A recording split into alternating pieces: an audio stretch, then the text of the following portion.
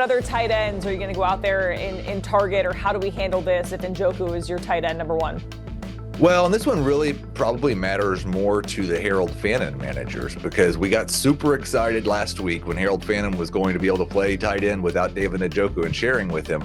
And then they had this weird game where they threw 18 passes and the wind was blowing 30 miles an hour. He still had a 27% target share. So if Njoku's out, we view Fannin as a must-start tight end this week. Now, if you need a tight end and you don't have Harold Fannin and you're just desperately looking on the waiver wire, I think you see if Dalton Schultz is out there, you see if Mason Taylor is out there, maybe someone like a Juwan Johnson could be out there. And then the other thing is, if Njoku plays, we're probably going to like Fannin more. Both those guys are going to be ranked somewhere in the 13 to 15 range, probably behind Mason Taylor if he plays. All right, Heath, we know what this is. We know Friday injury fantasy report. I always got to slide in a personal question, right? And I don't know if this is a question or me just looking for affirmation on a decision that's pretty much already been made.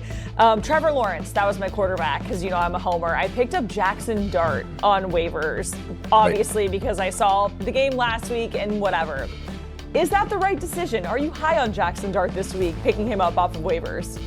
Well, I'm glad you at least explained to everybody how you had a bad team with Christian McCaffrey. It's because Trevor Lawrence was your quarterback. That makes more sense. Different teams. Different teams. Oh, different teams. Yeah. That's even more fantastic. Jaxson Dart is my QB 13 this week. Trevor Lawrence is, obviously on a bye. So I would rather have Jaxson Dart this week. I would rather have Jaxson Dart rest of season. When Jaxson Dart's on a bye and Trevor Lawrence is playing, I might still rather have Jaxson Dart.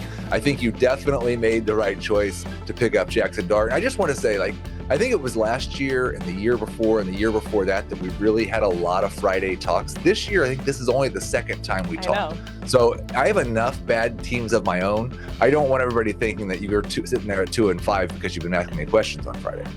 I think that's it. I think they're trying to kick me off of this segment, and my 2-5 record is a direct result. We keep making the comparisons to 2019, back to Tom Brady's last season there in New England. And Ryan, they just keep it rolling here in your eyes.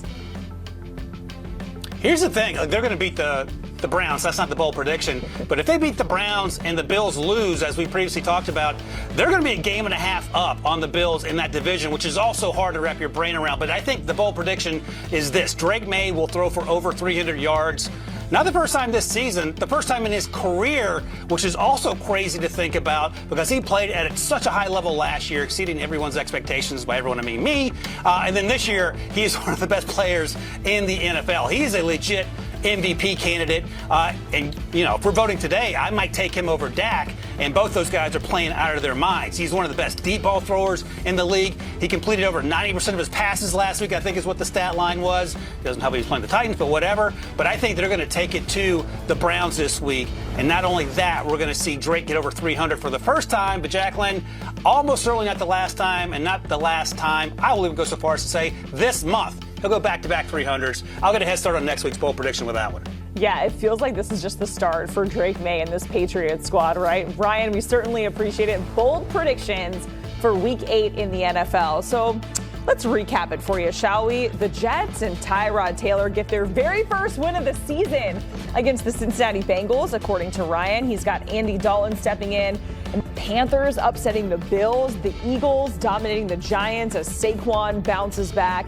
Then as far as the Cowboys-Broncos game, he has CeeDee and Pickens going for 100 yards each in Denver, and then Drake Maye throwing for 300 yards, who are 0-7 for the third time in franchise history. But what's the bold prediction here as they're taking on the Bengals?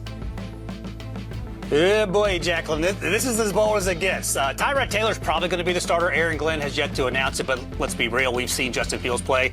Tyrod Taylor and the winless New York Jets are going to beat the Joe Flacco-led Cincinnati Bengals. If that was a sentence I told you 5 years ago, you'd have wondered what in the world happened to both players and both teams, but here we are. Here's some other things to be concerned about if you're a Jets fan base filled with concerns already. No Garrett Wilson, no Sauce Gardner. Who cares? Let's just get as bold as possible. I will say this. Tyrod Taylor can actually run a functional offense. That's a start. Justin Fields has been so incredibly erratic and unable to get the ball out of his hands, and that's part of the reason he will likely be benched. The other thing is, and this is hard to remember, back 2015 and 2017, Tyrod Taylor was 22-20 as the starter for the Bills before some guy named Josh Allen showed up. I think the Bengals had their Super Bowl last week when they took it to the Pittsburgh Steelers. I know you're partial to the Bengals from living in Cincinnati, even though you're a Jaguars fan, so I apologize, Jacqueline. But we got to get our guy Rick Spielman off this night. They need to win a game. Tyrod Taylor's going to do it. You know, if I can, give Rick his flowers and he can get a win in this situation, I'm okay with it, even though I got love for the Bengals. All right, let's get to Carolina because the big news coming down for them. The Red Rifle, Andy Dalton, is expected to start against the Bills. Bryce Young listed as doubtful because of that ankle injury. Bills Mafia, I don't think you're going to like this one. Hey, and look, this is the Bengals connection. So if you're a Red Rifle fan, as you clearly are, and our buddy John Breach is, we're taking it old school. Because remember, last year, week 3, they benched Bryce in Carolina. Who comes off the bench? Bryce, Andy Dalton throws for over 300 yards and leads the Panthers to their first win of the season. It was over the Raiders at the time. This time, the Bills aren't playing great. I know they're coming off their bye. They have a ton of questions, whether it's the defense being able to stop the run, and the run game has actually been pretty good in Carolina. We know how efficient Andy Dalton can be, and when he gets hot, he can get red hot. And the offense, there are huge wide receiver questions when you're talking about that Bills offense. And when you're able to slow up Josh Allen because the wide receivers aren't making plays, that's a huge issue because Josh Allen, we all thought, was unstoppable. But here we are, the Carolina Panthers. This might be their look at that, seeking first 4-game win streak since 2019. Andy Dalton, if anyone's going to do it, Jacqueline, why not the Red Rifle? Hey, to your point, Ryan, I was in Cincinnati like 2017, 2016 vibes. That was almost like peak Andy Dalton in the Natty. So we all know what he can do. We've seen glimpses of his greatness, right?